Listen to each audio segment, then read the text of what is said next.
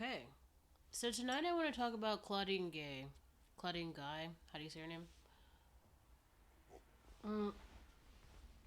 So this is the president of Harvard who I guess was like she gives up her position because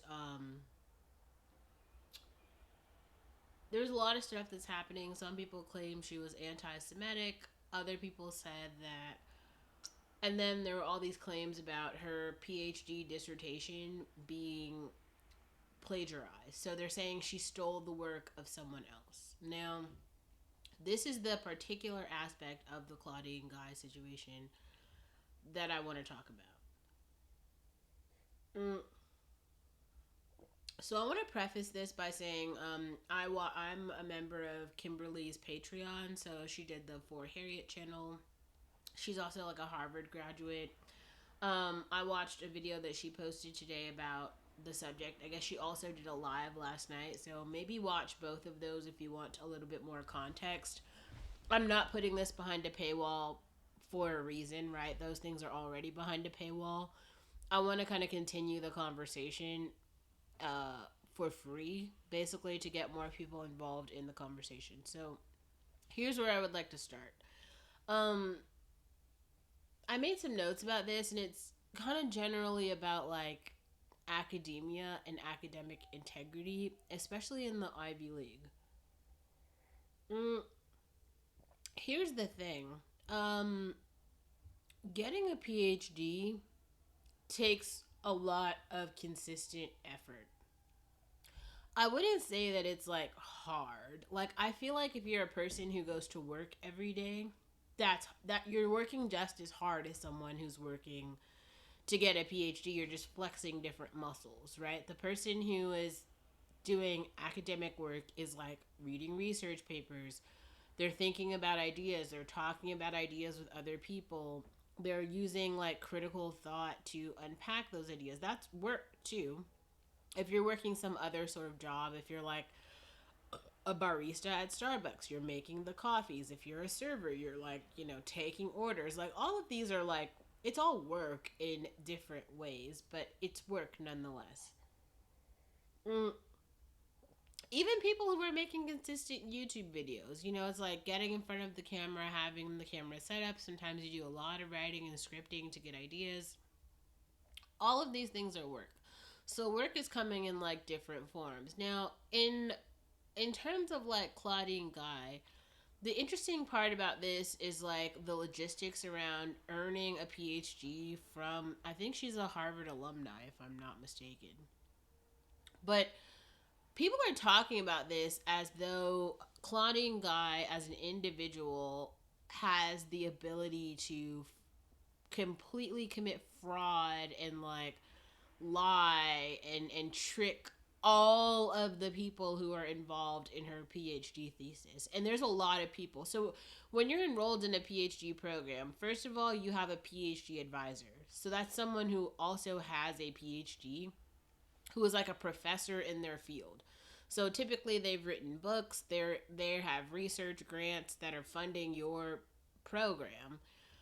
And then you have like other students, you have other people that you like work like colleagues, other people who are earning a PhD. A PhD takes it's usually like you do an undergrad degree. A lot of people do graduate studies after that. So that's 2 additional years. So you have 4 years of undergrad, 2 years of like a graduate program. Sometimes you can bypass that, like it's not necessary, and then it's usually like 4 to 6 years after that to do research to get your PhD.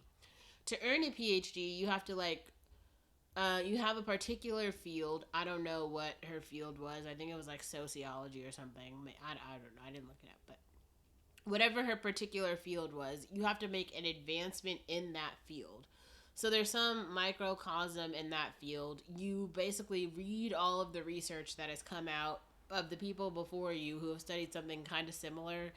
You chat with them, you kind of come up with like new ideas or you unpack new areas of research around that area, and then you present this at conferences, and you kind of talk about it. And over 6 years, hopefully you've come up with like this new idea that hasn't really been presented before, and that is your PhD thesis. And so the way that you graduate is you present this to like a panel of people who already have PhDs, other people who are like experts in the field, and they all review it, okay? And that's how you know if you've like passed or if you failed. Like if it's not necessarily that you'd fail. Like after 6 years of doing research, you would just get so much feedback in the field if people felt like you were plagiarizing or that your idea was like not, if it was trivial, if it was not novel, as in like you were just producing something that like someone else has produced. Other people would tell you that, and they would steer you in a new direction, because the whole point is like they don't want the department to lose funding. Like if you fail, it's kind of like your professor fails. Like everyone behind you is kind of failing too. You don't just fail alone. Now people are trying to paint the story as though like Claudine Guy in some sort of way was able to like plagiarize and fail alone, and so like this is the whole thing, like, why she's so awful and she can't be the Harvard president. That doesn't even make any sense.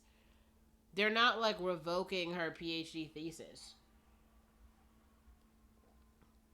Also, to be clear, if they were to like revoke her PhD thesis and claim that she was fraudulent in all of her things, all of the people who reviewed her PhD thesis also have to be held accountable, because they were too stupid to understand that when she presented it as a fucking graduate student, they weren't able to say, actually, this is not an original idea. They've already confirmed that whatever she presented was an original idea because they granted her the PhD, that, or else she wouldn't have the PhD. And here's another thing that I think a lot of people are missing about the story, that it just doesn't actually make any sense. Like, for her to get hired as like the president of Harvard or whatever, do you know how many interviews she had to go through? How many like background checks? How many reference checks? How many like people knew her. People went to school with her. You know, she was good. People gave her good reviews. You don't get that far falling off of a rock. Now, here's the thing I do want to like point out, because they always love to make like a black person take the fall, and it's really fucking strange. It's just weird. I think they're trying to prove a point here in academia, like, oh, here's what it looks like to fall from grace. Now, the first person that you want to fall from grace from Harvard is the black woman. Fuck you. Like, that's pathetic. It's pathetic. Like, you guys, they always try to use like a black woman to be like the fucking scapegoat. If you want to say you don't believe in the mission of Harvard or whatever, say whatever you want, but don't try to make it seem like one black woman was able to like fraudulate the whole system. Or else, if she's that fucking crooked, well, shit, let's make her the fucking anti-villain, and she's still a goddamn hero because she fooled all of you retards into believing she was smart when she just stole all the shit, and all of you guys like approved it. Either way, she's incredible. I'm telling you, by hook or crook, man. I also saw Ann Coulter posted something today that was like, oh, like something about black women and intersectionality. I will say this, like, it does feel like people always love to paint a narrative that's like, if a black woman does something incredible, something good, now she's an individual. But if she does something bad, now she's a member of the black community. So anything that's good, oh, she's an individual, this has to do with her individual merit. Let's talk about meritocracy. If she does something bad, oh yeah, this is a trait of the black community and representative of all black people. You see how like that narrative doesn't flow? Pick one or the other. Pick a side. Oh. Anyway, maybe I'll make more talks about like academia, because some shit wears me down. It wears me all the way down.